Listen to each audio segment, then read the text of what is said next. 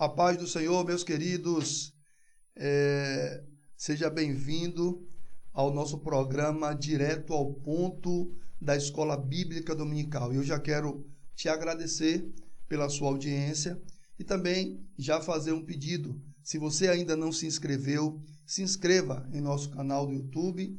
E se você já se inscreveu, indique um irmão, uma irmã, né? Faça uma divulgação aí para que outros possam também se inscrever e receber esse nosso trabalho, né, que são as aulas aqui da Escola Bíblica Dominical. Na aula anterior, na aula de número 6, nós falamos sobre o tema orando, contribuindo e indo fazer missão, né? Aí eu já deixo uma pergunta para você. E você está orando, continua contribuindo com essa obra tão importante? E como eu disse na lição anterior, quando você ora ao Senhor pedindo que Deus traga, né, ceifeiros para a sua seara, você também dirige essa oração a você e tem feito acontecer, o trabalho de evangelização, quem sabe no seu bairro, na sua cidade. Pense nisso, tá bom? Que Deus possa abençoar a sua vida. Na lição de hoje, a lição de número 7, tem por tema a responsabilidade da igreja com os missionários, né? A responsabilidade da igreja, que tem o seu primeiro ponto, e nós vamos direto ao ponto, como nós entendemos da importância desse assunto e como traz o tema do nosso programa, indo direto ao ponto, diz o primeiro ponto, o primeiro tópico dessa lição, né? A igreja e o sistema de apoio aos missionários, né? Então, fala sobre o sistema de apoio aos missionários. Eu quero fazer a leitura aqui para nós iniciarmos também a introdução da lição. Se você tiver lição, quiser acompanhar, você acompanha com a gente, tá bom? Para a gente entender sobre esse apoio que esse primeiro ponto está trazendo aqui para nós, tá? Diz assim: uma das importantes atribuições da igreja é cuidar integralmente dos missionários, identificar, preparar e enviar e cuidar deles enquanto atuarem no campo e encerrarem a sua carreira. Então, esse primeiro ponto fala sobre o apoio da igreja ao missionário. E que apoio é esse? A introdução traz aqui, né, esses apoios aqui, né? O primeiro passo, os passos que a igreja segue, né, no apoio ao missionário. Que primeiro é identificar. A igreja identifica aquela pessoa, não é, que tem trabalhado, que tem se esforçado, e Deus, né, o Espírito Santo mostra a liderança da igreja, ao pastor, aquela pessoa que tem se dedicado e tem o chamado do Senhor para a obra de missão. E através dessa identificação, a igreja busca preparar esse obreiro, né? Preparar essa pessoa para que ela possa ir ao campo missionário, porque hoje nós trataremos diretamente sobre o missionário transcultural, aquele que é preparado para ir ao campo, né? Para sair da sua cultura e conhecer outras culturas e ali, né, com muita dificuldade, levar a palavra de Deus para as pessoas que precisam ouvir uma palavra de vida, de paz e de transformação. Então, a igreja, ela identifica, ela prepara e ela envia a pessoa ao campo missionário, e ao enviar, a igreja tem a responsabilidade de cuidar, porque não é só enviar, não é? A igreja precisa estar com os olhos atentos para esse missionário, para essa missionária, e cuidar dessas pessoas enquanto essas pessoas estão no campo missionário, tá? Para que elas possam ter condições de fazer o trabalho do Senhor. Quando nós falamos de missão, como falamos inclusive na lição de número 6, nós vamos lá para os Coríntios, onde nos mostra o trabalho de Paulo, né, como um missionário, e nós vamos entender a vida de Paulo como missionário, mas nós precisamos entender o contexto da vida dele. Eu vou ler aqui o capítulo 13, do primeiro versículo até o versículo 3 de Atos dos Apóstolos, capítulo 13, versículo 1 até o 3, que diz o seguinte, né? E na igreja que estava em Antioquia, havia alguns profetas e doutores, a saber, Barnabé, Simeão, chamado Níver, e Lúcio, Cirineu, e Manaém, que fora criado com Herodes, o tetrarca, e Saulo. Versículo 2, e servindo eles ao Senhor, e jejuando, disse o Espírito Santo, apartai-me a Barnabé e a Saulo, para a obra que eu tenho chamado. Versículo 3, então jejuando e orando, e pondo sobre ele as mãos, os despediram. Aqui nós precisamos entender e interpretar muito bem o que esse texto está nos trazendo. Veja que é aqui no capítulo 13 que nós vamos encontrar Paulo sendo de fato enviado como missionário, né, através dos líderes das igrejas. Porque nós, no capítulo 9 de Atos, nós vamos ler a respeito da chamada de Paulo, quando ele indo no caminho de Damasco, tendo uma visão, caindo ali e tendo aquela visão, né, e Cristo falando com ele, Paulo, por que me persegues?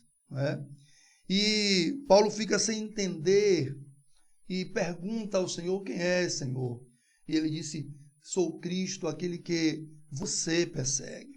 E ali ele tem uma conversa com Paulo e manda que Paulo continue o seu caminho, porque Deus tinha algo importante a realizar na vida dele. E depois, do capítulo 9, nós vamos encontrar Paulo pregando sim o evangelho, fazendo um trabalho evangelístico, de fato. Mas nós vamos fazer a leitura no capítulo 9, 10, 11, 12, nós vamos encontrar Paulo com Barnabé. Mas no capítulo 13 é onde Paulo é enviado. E Paulo só é enviado de fato como missionário, queridos, após 14 anos da sua conversão. Porque quando ele tem um encontro com Jesus, ele se apresenta à igreja, ele fala sobre a sua vida, sobre as suas intenções contra a igreja e sobre o seu encontro com o Senhor. Mas até ali, o que é que a igreja faz? Como nós lemos aqui na introdução, a igreja observa os líderes, Pedro, João e os apóstolos, eles observam o Paulo, entende que Paulo está preparado para aquela missão, porque de fato ele havia se convertido e aceitado ao Senhor Jesus. Aí após esse entendimento de que Paulo estava preparado, aí sim os discípulos, os apóstolos, os líderes da igreja ali presente, entendem a importância de enviar Paulo para uma missão missionária. E aí, a interpretação do texto, nós podemos entender que tem muita gente se intitulando como missionário e se auto-enviando. Eu vi um vídeo interessante de um pastor que dizia o seguinte, você não é igreja. Quando eu assisti de primeira mão, eu disse, rapaz, o que é que esse cara está falando? O que é que esse pastor está falando? Como assim? Eu não sou igreja. E ele dizia, você não é igreja. E depois ele começa a explicar. E de fato, nós individualmente não somos igreja. Porque a igreja é o corpo, e o corpo é constituído por órgãos. O corpo é constituído por partes, mão, pé, e nós somos apenas parte desse corpo. Então, eu não posso dizer eu sou a igreja, mas eu posso dizer eu sou parte da igreja. né? Eu sou participante da igreja. Eu sou aquele que faço parte, que formo o corpo, porque Cristo é a cabeça e a igreja é o corpo. E o corpo, esse corpo, essa organização feita pelo Senhor, que é a igreja, tem os seus líderes constituídos. Por isso, a Bíblia vai dizer que ele chamou pastores, né? Pastores para quê? Para pastorear, né? E eles estão como homens constituídos por Deus para nos abençoar, né? Para fazer essa observação e para nos enviar quando possível e necessário for, né? Mas tem pessoas aí que entendem que não há necessidade de estar sobre uma liderança, que não tem necessidade de fazer parte de uma igreja, né? Porque eles se autoconsideram a igreja, né? Então essa concepção de ser igreja, nós precisamos entender muito bem sobre isso, porque igreja é um conjunto, né? Um conjunto de pessoas que estão em uma mesma fé, em um mesmo propósito, em uma mesma crença, não é? Em uma mesma união em Cristo. Então estes são igreja. Claro que quando nós falamos de igreja, não estamos falando de igreja, né, de uma instituição específica, né, com um título específico. Eu estou falando da igreja de Cristo, daqueles que estão no Senhor, tá bom? Então, aqui nós vamos ver que Paulo, mesmo sendo um homem de tanto conhecimento, ele precisou ser enviado, tá? Ser enviado por alguém. Ele precisou que alguém o observasse, entendesse que ele estava pronto e fosse separado, porque quem faz isso é o Espírito de Deus através das nossas lideranças. Veja que o texto vai dizer aqui, né? O Espírito Santo disse, né? Apartai Barnabé e Saulo para a obra que eu tenho chamado. E o Senhor Jesus já tinha dito a ele no capítulo 9 de Atos, que havia escolhido ele, né? E que ele iria aos gentios. De fato, Deus, ele fez cumprir essa palavra. Veja que nós vamos entender essa verdade de Paulo entender que existia lideranças nos tempos apostólicos em seus dias e que estes tinham o respeito e a autoridade de enviar, né? Assim como de não enviar também, tá? De abençoar essas pessoas. Você vai acompanhar comigo aí essa referência importante no capítulo 2, versículo 9 do livro de Gálatas, né, aos Gálatas 2:9, vai dizer assim, veja só, o que Paulo diz aqui, ó: reconhecendo a graça que me fora concedido, Tiago, Pedro e João, tidos como colunas, entenderam, olha só, a mão, estenderam a mão direita a mim e a Barnabé em sinal de comunhão. Eles concordaram em que devíamos nos dirigir aos gentios e eles aos circuncisos. Veja só que Paulo, ele leva em consideração aqui a autoridade de Tiago, Pedro e João, né, que estenderam as mãos sobre ele para o enviar, assim como também a Barnabé, tá, aos gentios. Então, Paulo entende essa importância, a importância de estar sobre uma liderança, né, de estar sobre a bênção de Deus, sobre a liderança dele, isso é importante.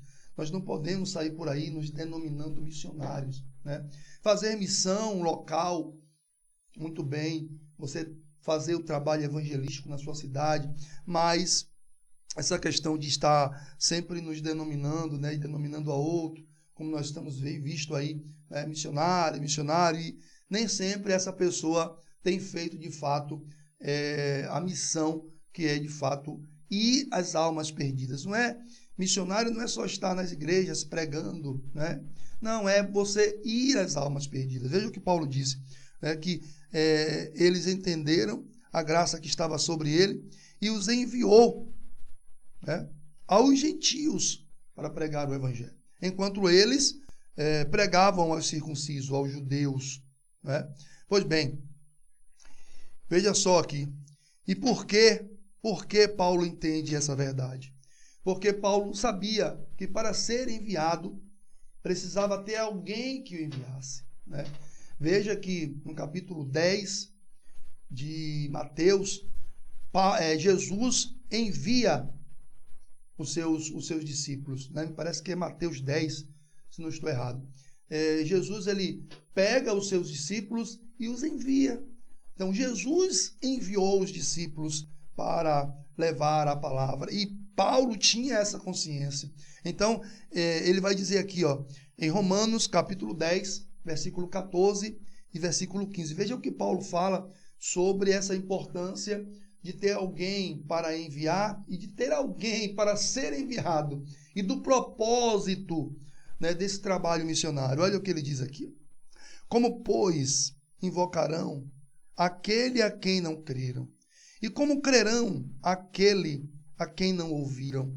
E como ouvirão se não há quem pregue? E como pregarão se não forem enviados? O missionário precisa ser enviado, né? Como está escrito, conformosos os pés dos que anunciam o evangelho de paz, dos que trazem alegres novas de boas coisas. Então, nós precisamos orar, como disse o Senhor Jesus lá no capítulo 9 de Mateus, né? Orem para que o Senhor levante ceifeiros para a sua seara, tá? E no capítulo 10, ele os enviou e essa ordem continua valendo, né? Paulo, ele continua pregando sobre isso. É preciso ter quem envie e é preciso ter quem seja enviado. Então, a igreja está aí, né, com essa autoridade, os nossos líderes estão aí com essa autoridade, exatamente para fazer, né, o ID e enviar os missionários, se comprometendo com eles, né, claro, se comprometendo com eles nesse envio, como nós já vimos aqui a importância desse comprometimento, tá? Enquanto eles estiverem no campo, enquanto eles estiverem, como diz aqui a introdução, na obra, fazendo esse trabalho, a igreja, ela é responsável por enviar e cuidar. Porque o propósito de enviar os missionários é fazer com que o nome do Senhor Jesus ele seja reconhecido, né? Ele seja anunciado, para que todos de toda parte possa ter o conhecimento do Evangelho, né? E aceitar ao Senhor Jesus como Salvador da sua vida, tá bom? Mas vamos aqui adiantar, porque o tempo ele é curto e nós não podemos nem citar todos os textos, porque o tempo realmente é curto, mas vamos dando uma pincelada aqui em cada ponto dessa lição. O segundo ponto fala sobre o cuidado integral dos missionários, né? O cuidado integral dos missionários.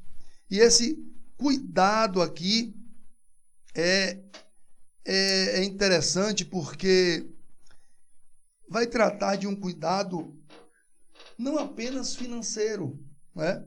Veja o que o texto da nossa lição, eu vou ler aqui com vocês, o texto da leitura bíblica em classe, está aqui em 1 Coríntios, no capítulo 9, do versículo 9 ao versículo 14, mas eu vou ler só três versículos, tá? Eu vou ler aqui o versículo 9, o versículo 10 e o versículo 13. Nós estamos aqui em uma lição de escola bíblica e nós não temos como só estar falando dos nossos conceitos, do que a gente acha, mas nós precisamos embasar, né, tudo aquilo que for dito aqui pelas Escrituras. Então, não tem como não realizarmos leituras sobre os textos, tá bom? Então, aqui na leitura de classe, na nossa lição da escola bíblica, no versículo 9 vai dizer: porque na lei de Moisés está escrito: não matarás o boi A boca, não atarás a boca do boi que trilha o grão. Porventura tem Deus cuidado dos bois? Versículo 10. Ou não o diz certamente por nós? Certamente que por nós está escrito, porque o que lavra deve lavrar com esperança, e o que debulha deve debulhar com a esperança de ser participante. E o versículo 13, não sabeis vós que os que administram o que é sagrado comem do que é do templo? E que os que de contínuo estão junto ao altar participam do altar? A gente precisa entender esse texto aqui, que Paulo está aqui falando em aos Coríntios da importância da participação do missionário. O trabalhador é digno do seu salário, né? Um comentário Bica, né? Ele fala sobre essa tradição, sobre esse texto, sobre a questão dos bois, é que esse boi, né, que puxava a mó, tinha que comer do grão que debulhava, né? Era estabelecido isso ali, tá? Então até o boi que puxava a mó ali, que fazia aquele trabalho de força para debulhar aqueles grãos, ele precisava comer daquele grão. Então Paulo vai dizer assim, ora, se os bois comem, né, do que está sendo debulhado por causa da sua força, do seu trabalho, e nós? Será que nós temos que ser tratados diferente, né? Será que nós temos que ser tratados de forma diferente dos bois? Será que nós não temos direito de comer também? Então, ele vai afirmar no versículo 13 aqui, né, dizendo, não sabeis vós que os que administram o que é sagrado comem do que é do templo, falando aqui, inclusive, dos sacerdotes, né, dos sumos sacerdotes, né, da participação que eles tinham. Então, hoje, muitas pessoas querem criticar isso, né? Usam o seu dinheiro para todo tipo de coisa, né? Para todo tipo de prazer, gastam o seu dinheiro com tudo que desejam, né? E aí, como a Bíblia diz, gastam com aquilo que não é pão. Mas quando eles, eu digo muitos que estão de fora e que não entendem o valor do trabalho missionário, que não entendem o valor do trabalho da missão da igreja, que é evangelizar, que é levar a palavra, eles até criticam. E aí, infelizmente, pasmem, muitas pessoas, inclusive, que estão também dentro de igrejas, né, querem criticar essa ação da importância da contribuição para que os missionários possam participar, né? Para que os missionários que estão dedicados ali integralmente à obra possam receber também, né, o seu salário, né, o seu sustento, né? Veja o que diz aqui, né, em Filipenses, aos Filipenses aqui, capítulo 1, versículo 3, né? A partir do versículo 3, vai dizer assim: dou graça ao meu Deus todas as vezes que me lembro de vós. Versículo 4, fazendo sempre com alegria a oração por vós em todas as minhas súplicas, pela vossa cooperação, veja só aqui, a cooperação da igreja, pela vossa cooperação no Evangelho, desde o primeiro dia até agora.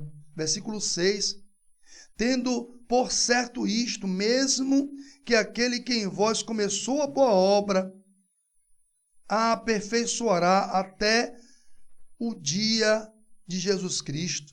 Aí o versículo 7 vai dizer: como tenho por justo sentir isto de vós todos, porque vós tendes em meu coração, pois todos vós fostes, olha aqui o que Paulo diz, no versículo 7, pois todos vós fostes participantes da minha graça, tanto das minhas prisões, como da minha defesa, e na confirmação do Evangelho.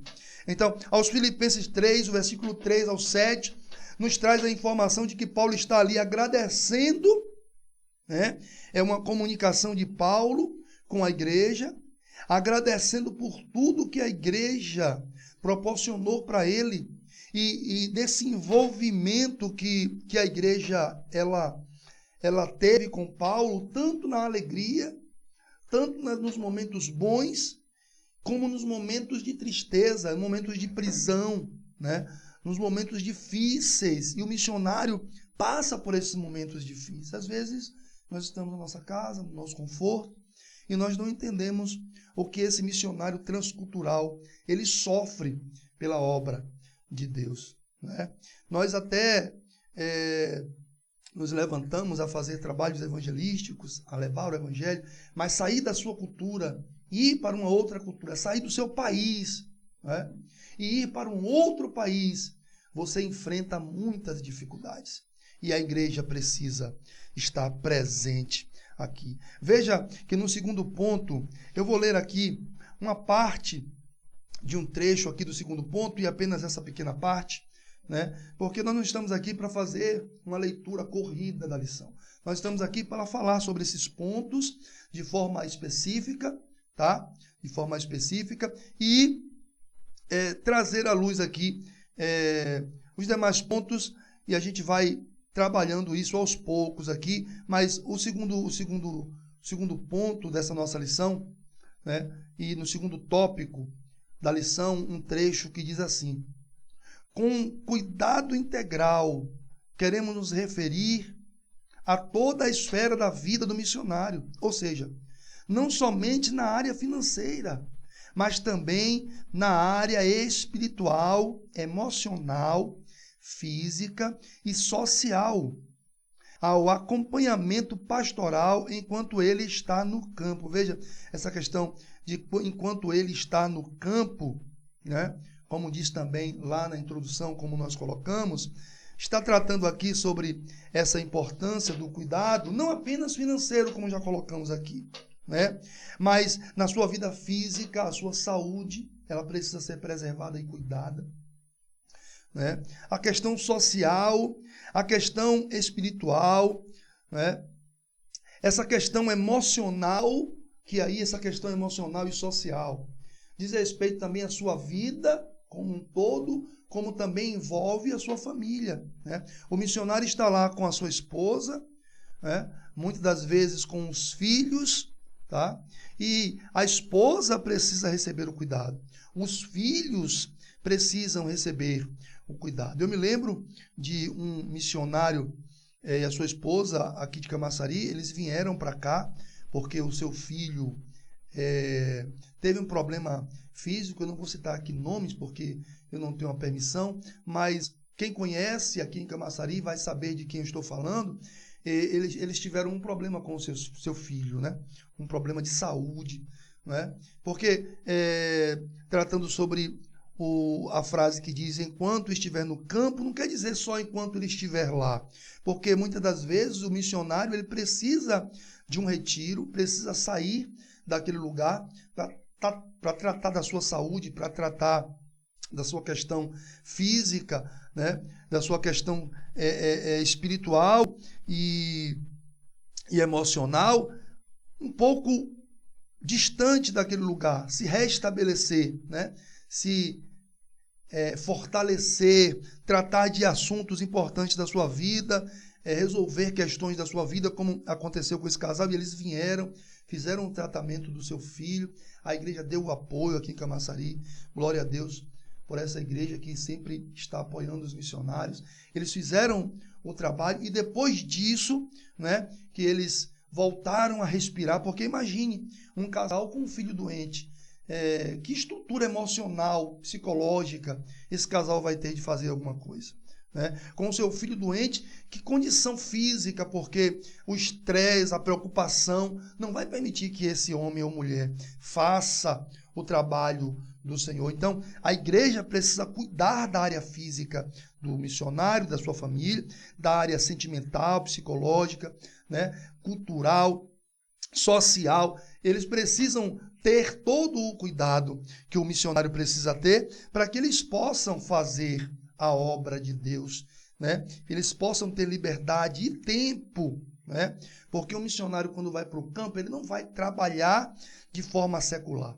Ele vai especificamente para uma obra. E a igreja, ela está ali dando o suporte. Aproveitando essa oportunidade, quando o trecho aqui nos fala sobre isso, né? Porque muitas das vezes o missionário está no campo e sai para umas férias, né? Para descansar. Aí alguém pensa assim, descansar? Férias? Para quê? Porque, querido, o missionário precisa se restabelecer. E quando ele sai de lá, ele continua, de certa forma, no campo de trabalho, porque ele é o instrumento de trabalho, mas ele precisa também, né, fortalecer-se novamente, se erguer novamente, no sentido da questão física, da questão emocional. Senão, o missionário não aguenta, né? Ele faz o trabalho e ele precisa também de um descanso. E a igreja também deve estar ali pronto para dar esse suporte. Pode ser voltando para a sua terra, pode ser em um outro lugar, que de repente o casal, a família queira estar, né? Para ter aquele descanso, tá bom? Então, tudo isso é função da igreja, né? É o cuidado, né, integral que a igreja precisa ter com esse missionário, porque tem muita gente que pensa que é só mandar dinheiro e ele que se vire. Não é assim, né?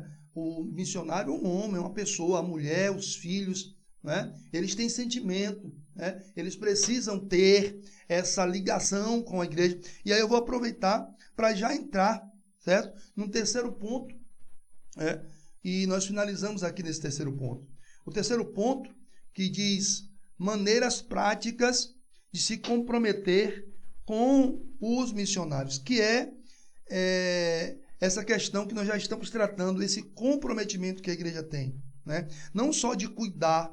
Agora aqui o terceiro ponto vai falar sobre o quê? Vai falar sobre a importância de não apenas o pastor, né, estar ali presente, tá, em comunicação, né, com esses missionários. Antes era muito mais difícil, porque as coisas precisavam ser por telefone ou por carta. Hoje a coisa melhorou, né? Tem ali o WhatsApp, tem ali o Facebook, tem ali o Instagram, onde o missionário pode postar ali o trabalho, a igreja pode estar interagindo com aquele trabalho, dando mensagens de ânimo àquele missionário, mandando mensagens diretamente para o seu WhatsApp, o seu número, se comunicando, né? Muitas das vezes até fazendo a contribuição direta. Algumas pessoas fazem, algumas pessoas cuidam de missionários que estão no campo, né? Mas é importante contribuir também com a igreja, porque a igreja ela vai cuidar de muitas coisas, né? Da questão da estadia do missionário ali, né? Não só a residência, mas com a permissão também, né? O seu visto de permissão para estar naquele país, né?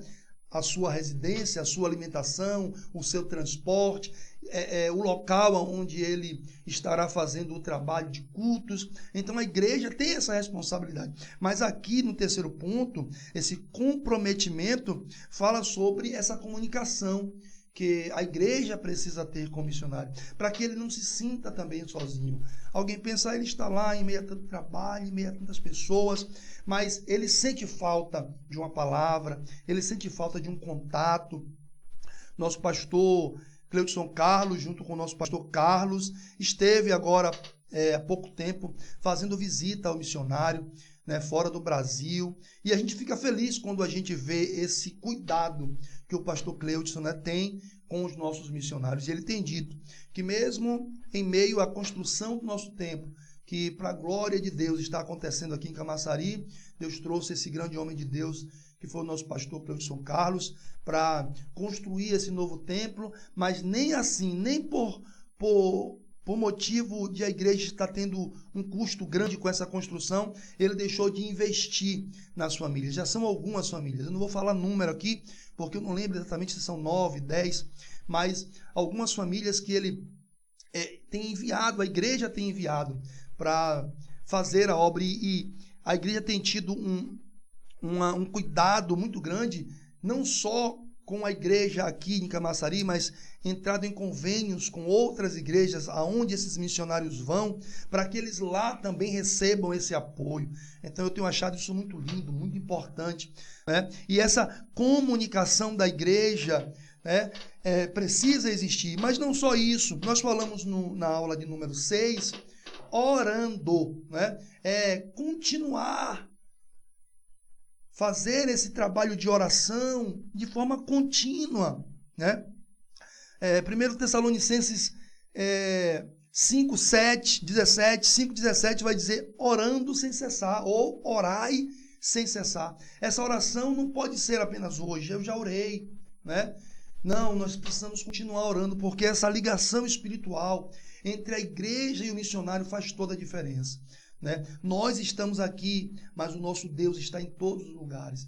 Nós estamos aqui, mas o nosso Deus é um Deus onipresente, é um Deus onipotente, não é? E quando oramos aqui, Deus ouve as orações da igreja e abençoa o missionário. Ele olha e vê os milagres acontecendo, e é resultado das suas orações, sim, mas é resultado também da oração da igreja. A igreja não pode deixar de continuar orando pelos missionários, tá? E não ore apenas pelos missionários da sua igreja, não ore apenas pelos missionários aqui da Assembleia de Deus, mas ore pelos demais missionários que estão no campo, fazendo o trabalho do Senhor. Nós ouvimos recentemente, né, a perseguição em alguns países e até morte de alguns missionários. E esses missionários estão morrendo porque eles entendem o valor da divulgação, da propagação, do anúncio do Evangelho do Senhor. Enquanto nós estamos aqui com a dificuldade de sair no sol, porque o sol está quente, né? Eu não quero sofrer insolação, eu não quero sofrer esse calor, e aí nós nem de casa saímos, o missionário está lá pregando o Evangelho, e nós às vezes esquecemos de orar. Então não esqueça de orar pelos missionários, né? E não só a oração, o jejum também é muito importante, né? O jejum é um ponto delicado, porque eu tenho ouvido pouco, né, nas igrejas se falar em jejum, né?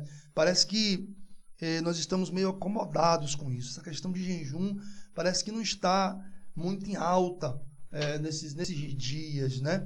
É claro que o cristão ele tem jejuado, mas eu tenho ouvido pouco a respeito dessa prática, o jejum. Nós ouvimos até muito sobre oração, claro, sempre, mas o jejum a gente já tem ouvido um pouco menos, né? Nós precisamos falar um pouco mais sobre o jejum, sobre a importância do jejum, né? Em Mateus capítulo 9, e aí você pode ir pegando aí, no capítulo 9, no versículo 14 e 15, os discípulos de João chegaram a Jesus e disseram: Senhor, nós jejuamos muitas vezes,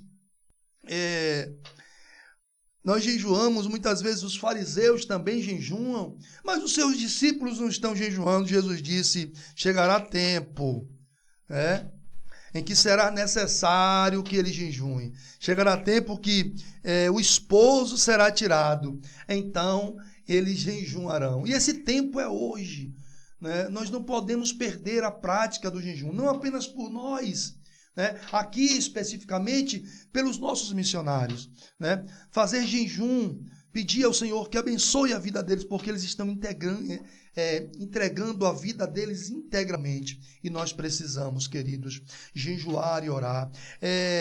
Esse comprometimento não pode ser só financeiro, né? Não pode ser só financeiro, tem que ser em comunicação, tem que ser em oração e tem que ser em jejum por esses homens e mulheres de Deus que estão fazendo a obra do Senhor. Veja o que diz aqui, e nós vamos finalizando aqui essa aula direto ao ponto, tá? O capítulo, segundo aos Coríntios, no capítulo 8, né? No versículo 1 até o versículo 5, olha o que vai dizer aqui. Também, irmãos, vós fazemos conhecer a graça de Deus dada às igrejas da Macedônia. Paulo escrevendo aqui, né? Como em muita prova de tribulação, houve abundância do seu gozo.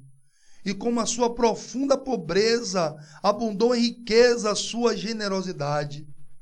Porque segundo o seu poder, abre parênteses aqui, o que eu mesmo testifico, fecha parênteses, continua o texto, e ainda acima do seu poder deram voluntariamente, não é obrigatoriamente, é voluntariamente, pedindo-nos com muitos rogos que aceitássemos a graça e a comunicação desse serviço que se fazia para com os santos.